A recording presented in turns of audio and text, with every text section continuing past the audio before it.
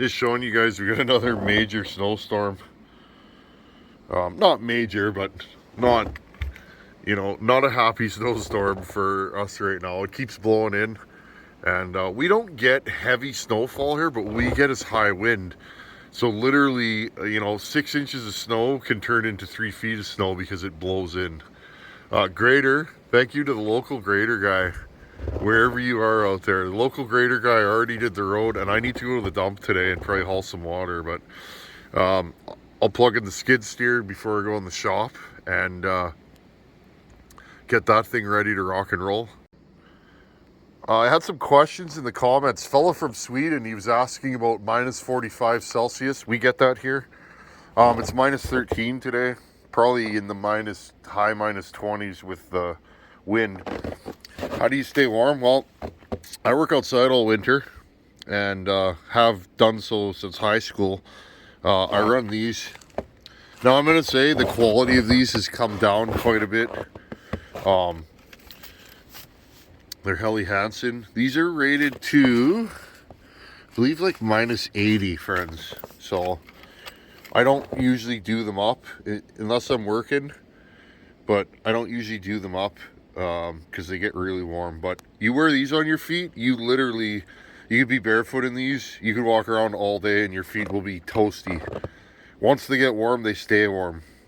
And no worry about freezing your feet. So I'm just wearing sweatpants, or tracks some people call these, but anyhow. Okay, I'm in the shop. I got kind of set up. Kind of going over this 77 Husqvarna. And let's see if this thing runs. It might run, it might not. I've never worked on one of these. It is in pieces, so bear with me. I think I got it all kind of figured out. I want to bring you guys in. First things first. So this is kind of you get an old saw and you're not sure what the deal with it is. This is what I check. First things first, does it have compression? Well, I pulled the spark plug out already. I want to show you guys that. Does it have compression? Here, let's put the spark plug back in. This thing's dry as a bone. Oh yeah, look, there we go. This thing's got all kinds of compression. So that's a good thing. Next thing I do is look at the spark plug. I'll show you guys a close-up of the spark plug and check the color of it. The color of the plug can really tell you how the saw lived life. So I'll bring you guys in. Let's look at the plug and get a look at the piston. We have compression, so that's a good sign.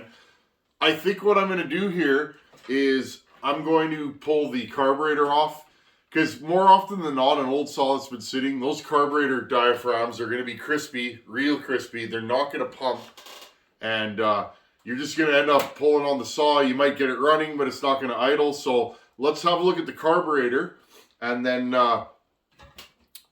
I'll show you a couple more things I found on this saw.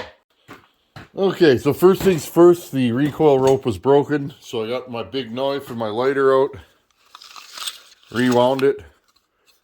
Interesting. So this one here, you pull the rope through this little plastic piece and you run a screw through and it holds the rope in place. Kind of neat. I like this. Very heavy duty, very robust. And it holds a ton of rope. So that's always a good sign. So I redid that. Remember, friends, if you've never done a recoil, pull your rope through, put your knot on, okay? Melt the ends so it doesn't pull through. And then how I do it, I pull it right to the end and I go like this, okay? Figure out which way the rope goes and wind it, okay? And then I just go like this and I wind it around to get more tension on the spring, okay? Hold it with your thumb, get that rope started, and then let go. Look, and it pulls itself in, okay? So pretty simple arrangement. So I got that going. And again, I wanna hear this pipe. Whoever made this, absolute craftsman. I can't weld like this. I make pipes, but they're not the prettiest. My pipes are more about getting more power out of my builds than, but this is grounds to get this saw running. I really want to hear what it sounds like. You guys were super interested too. I'm gonna have to clean this off. Look at this, friends. That's a good sign, though. That means that this saw has been run quite a bit. I'm going to clean all that crud out, and then we'll have a look at the spark plug.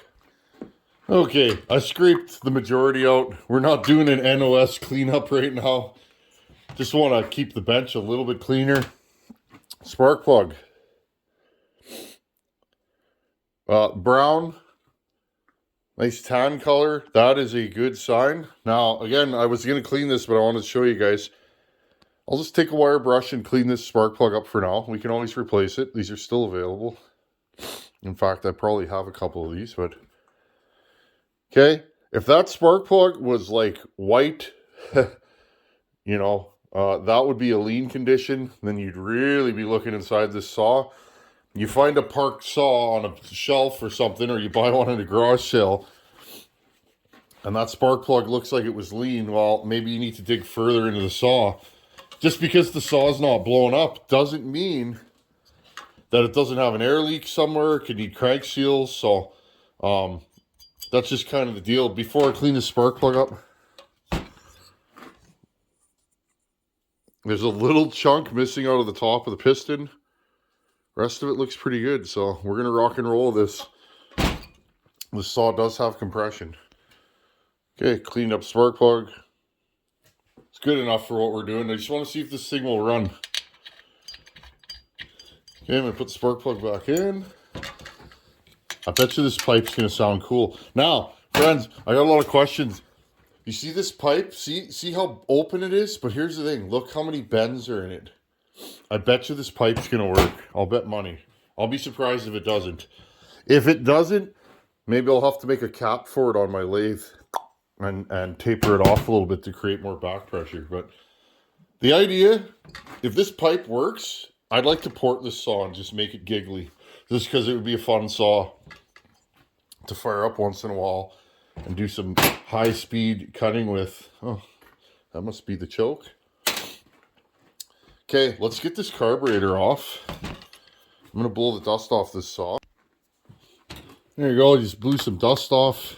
It's got some interesting overflow hoses. Again, I've never worked on one of these, so I figured I'd put this on video so you guys can see. Little tiny wee air filter on this saw.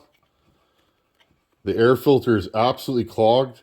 This whole saw is just caked with grease and oil, so... Oh, I see. He gave me a new choke. Interesting. This is awesome. Okay, I can't remember where I left you guys off. Here's the air filter. Super clogged. Again, I'll blow it out with the air hose. Okay, there we go. Now again, for those of you that don't know what this saw is the same bore and stroke as a big bore 372. Okay? I've never been inside one of these. I knew what this was. This is a, oh, I got you. Here's the stop switch, spring loaded. That's pretty cool. I want to look at this carb first, and then I will check for spark. Whether I have spark or not, I want to go through this carb.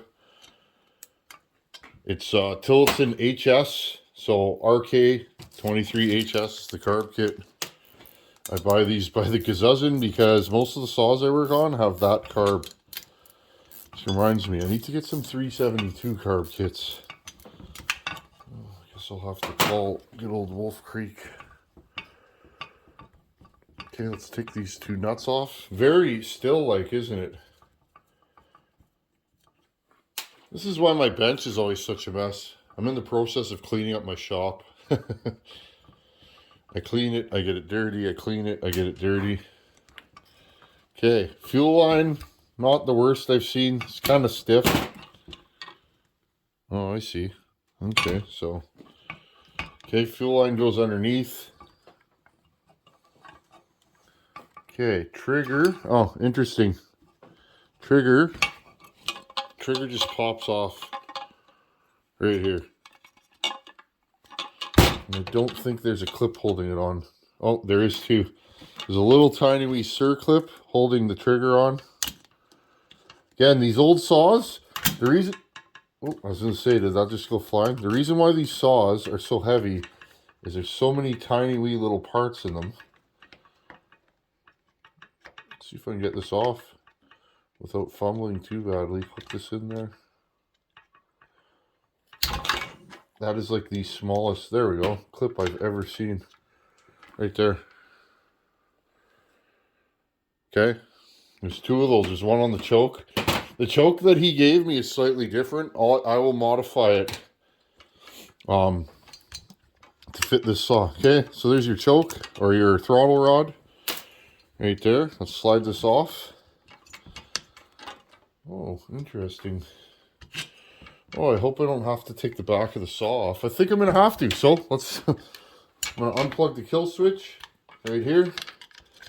There's 2 bolts. Sorry, friends, this top, I don't want to unscrew. I don't want to unscrew the coil wire. This saw probably has points in it.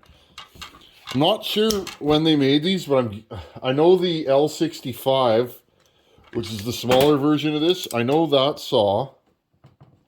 Got a little washer there. I know that saw is like late 60s, so figured we'd tear this apart together. Little gasket there. Doesn't look like it was leaking. I could replace that. Let's see if I have another gasket. These gaskets are the same as like a 266, 272. Let's see if I have another one of those. I don't think I have this gasket. I gotta look around. Anyways, no matter. Okay, here's your fuel line. It's actually not too bad. It's kind of, oh, it's all cracked. Never mind. Oh, yeah. Okay, nipple right there that goes into the tank. So right now, we know that this one is rotten. We're going to have to look in the tank and see if that one is rotten. I'll put a piece of Tygon on there. So that's, again, no big deal. I buy my Tygons by the roll. My Tygon by the roll. So, just so I have lots of it. Okay. I'm going to get this kind of cleaned up. Let's take this carb apart. I'm going to clean my hands up. And you know what's funny? I have one of these in my parts stash, and it's totally the same carb. Interesting. Okay, so these old saws had a smaller inlet on the carb. This is a HS27D, and it is not governed. We could probably make this saw rock and roll. Okay, I'm going to get set up here. Okay, there's 4 screws on each side.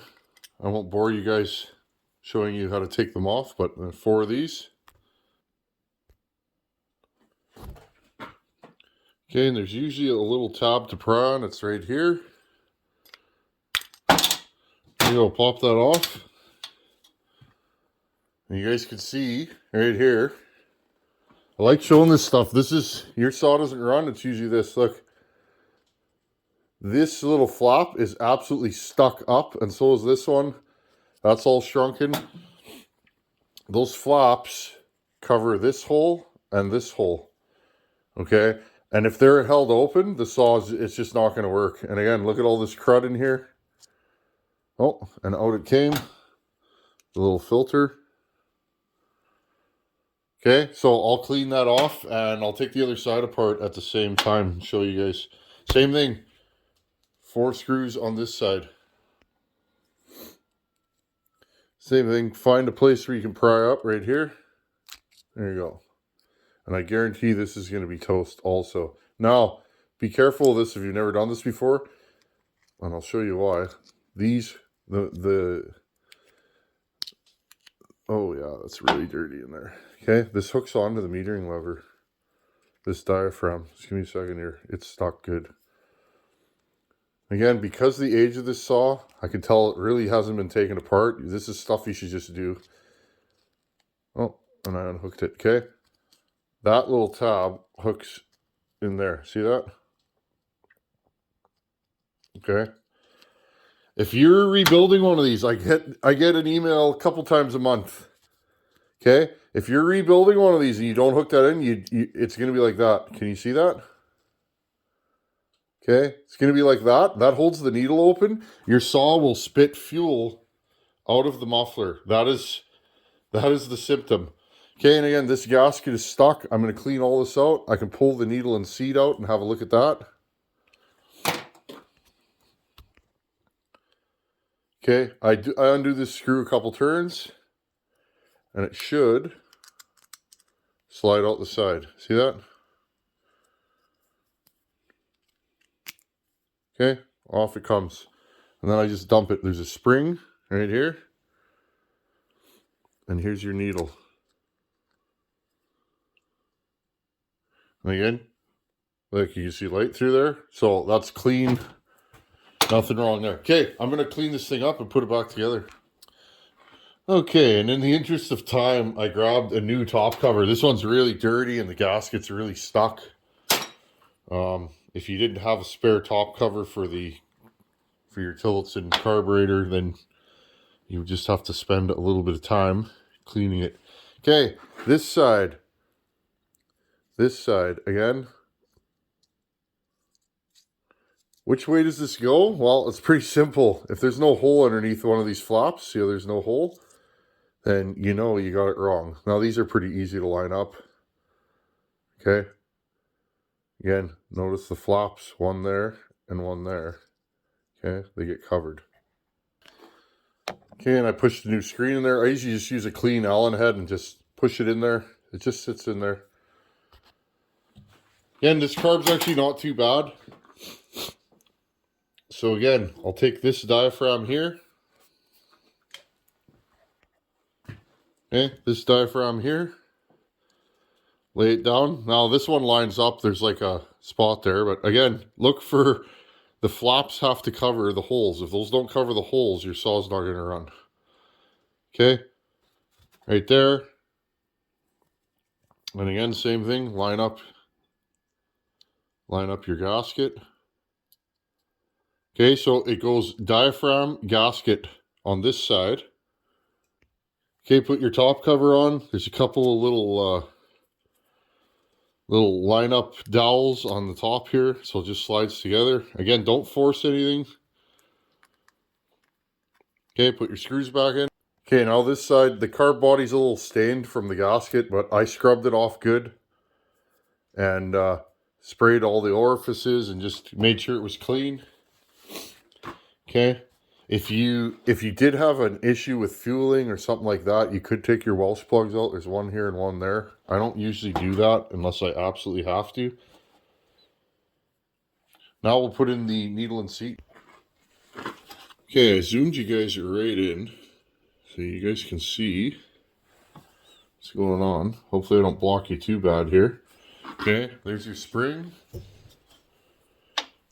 Needle and seat. I'm going to replace these ones because the old one was pretty corroded and gross. If they look good, I often won't even replace the needle and seat. Just depends. Okay, drop it in there. If you guys can see this, I'll zoom you back just a bit. Drop it in there. There we go. Okay, preload the spring. Okay, preload the spring and then push the push that little pin. Okay, there you go. Look. Okay, make sure that isn't too high. This one's a little high, so what I'm going to do is I'm going to hold down the needle and I'm going to bend it just a little bit with my screwdriver. Okay, that should be okay. If it's too high, it'll overfuel. If it's too low, it'll underfuel. Now again, take your gasket. I don't know how this turned into a carb rebuilding video, but whatever. We're having fun, right? Okay. Gasket first, then your diaphragm. And again, hook this into your...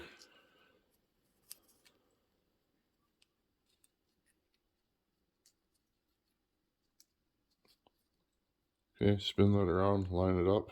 It's hooked in. There you go. Put the top cover on. Okay, I'm going to put the carb on off camera. You guys get the idea. 4 more screws. That's how you rebuild the Tillotson HS. I'm going to mostly assemble this saw and we'll check for spark and then let's see if we can get it running. Flywheel or recoil. Now, on all old saws, I always disconnect the switch to make sure we're going to get spark. Do we have spark on this saw? Oh no. Friends, this saw has no spark. I'm going to put the plug in. I want to feel the compression just to see. But yeah, friends, this saw has no spark, and I'll have to pull the flywheel off to even have a peek. Okay. Wow.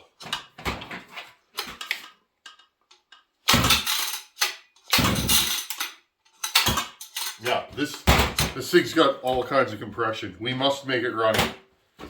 I don't know how long the video is, but this might be the end of the video, friends, or I might pull the flywheel off, but okay, friends, it's the next morning.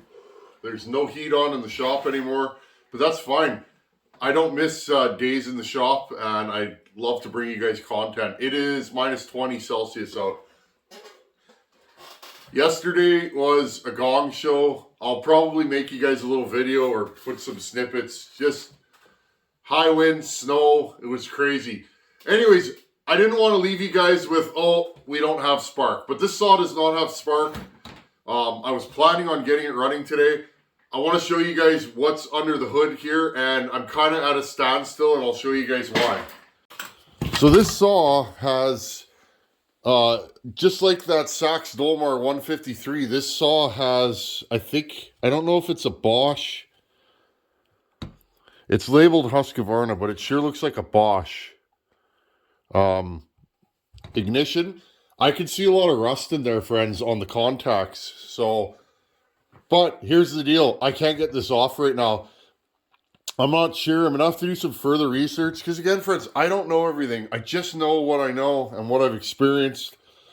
I know enough to get myself out of trouble, but I cannot get this inner flywheel off. This is the actual flywheel. I think I'm going to have to make a puller. There's 3 tiny wee little screws here. I'll have to make some kind of a plate that bolts to here, and then maybe I'll weld a tube to it and put a nut and a bolt on there, and I'll make a puller for this. So, in the meantime, got everything bagged up. I'll throw this into a box for now, and I'll have to make a puller. When I do get the puller done, we can jump back into this and try and get it running. I think I have a coil for this, friends, believe it or not. I have to look at where the wires hook up. I have a Bosch style coil, and I think this is the exact same coil. So maybe we can get it running. But what I see is a huge gap. There's a huge gap in between the coil and the magnets. Like the gap is like that. See if it, okay. There's about a 1/16 of an inch gap and lots of rust in there. Well, perhaps, and again, I don't know, but perhaps that is the reason why this thing doesn't have spark. I wanted to show you guys. These old saws can be a little harder to work on because this kind of stuff, these are hard to get off. I don't want to break it. I don't want to mush the crankshaft like I did on that 153 Dolmar. The 153, friends, I need to get a timing light. I get asked about that. I really want to get that saw running. I need to get a timing light and mark the crank, okay? Find top dead center and mark the crank in whatever, 1 degree increments or 5 degree. I need to figure out where that thing's firing. That's why the 153 is back on the shelf behind me, because I need to get a timing light, and I do not have one anymore. It was one of those things that I used to have one, and I think I passed it on to somebody else because it was something I never used anymore. But so hopefully we can get some spark going on this thing, because like I said, I want to try this pipe. This pipe's rowdy. If I had another saw to put this on, I would. Okay, so there's the deal. That's what's going on. Again, we'll throw this in a box. I have other saws that I'd like to complete and finish. But again, I'm always all over the place, friends, because I like to show you guys as much as I can. But sometimes you get a problem and there's no sense. You can't make content on something that you can't pull apart. I can't get this off. I tried every puller that I have right now, and none of them seem to be working for what I need. So I really don't want to break or bend this, and I'm not even sure if those 3 small holes are the proper way. If anybody knows how to pull this off, do you put screws? those screws are just microscopic. And again, if anybody knows, oh, right here it says Bosch. So yeah, this is a Bosch ignition. If anybody knows what the puller looks like, please comment below. Do you put 3 screws to there? Because again, I don't want to pull the screws out of this thing, but again, I don't see anywhere else to mount anything to this. There's a big hole in there, but it's not threaded. So these outer holes don't really go to anything. So I'm not, again, friends, I'm not really sure. I only know what I know. So if this thing has no spark, it could be a broken wire behind here. It could be rust. It could need a new coil. I won't know until I can get this apart. So until I have the time to make a puller, I will put this thing in a box and continue on with my travels. Anyhow, friends, as always, thanks for watching. Take her easy. Later. I'll see you guys in a couple days.